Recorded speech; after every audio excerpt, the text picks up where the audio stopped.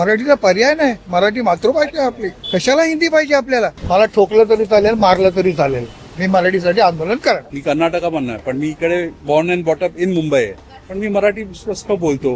हिंदी वगैरे सक्ती नको आहे. नाही, मराठी भाषा, मराठी माणूस, मराठीपण हे सगळं संपवायचंय का? आणि ते संपवण्यासाठी हे सगळे निर्णय येत आहेत का? त्यांना नम्र विनंती आहे की ही सक्ती करू नका, हा निर्णय मागे घ्या. मराठी माणसावर अन्यायकारक आहे असं मी मानतो. पहिल्या इयत्तेपासून ही हिंदी सक्तीची नको. इयत्ता 4थी पर्यंत विद्यार्थ्याला मातृभाषेशिवाय दुसरी कुठलीही भाषा शाळेमध्ये शिकवली जाता उपयोगी नाही. खरं तर गरज नाहीये आणि सक्ती तर त्याहून योग्य नाहीये.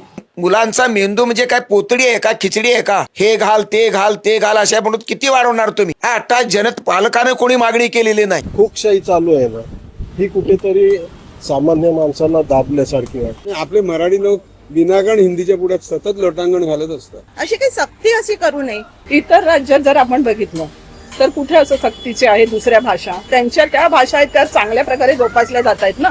मग आमच्यावरच काय हे असा प्रयत्न केले जात आहेत? जनता नरम आहे म्हणून हे सरकार अशी सक्ती करू शकते. जनता जर मजबूत असेल तर का करणार? कुठेही केंद्राने असं सांगितलं नाहीये की पहिलीपासून तिसरी भाषा शिकवा. म्हटल्यानंतर आपण का एवढी सक्ती करतोय तिसऱ्या भाषेची? सक्तीचं करत असाल तर हे चुकीचं आहे ना.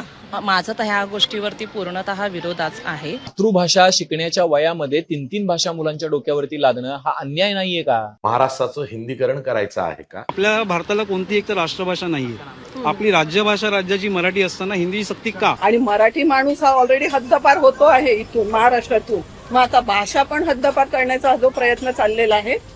आधीच राजकीय लोकांनी राजकीय क्षेत्रामध्ये इतका गोंधळ घातलेला आहे, तर त्यांनी तो शैक्षणिक क्षेत्रामध्ये गोंधळ घालू नये.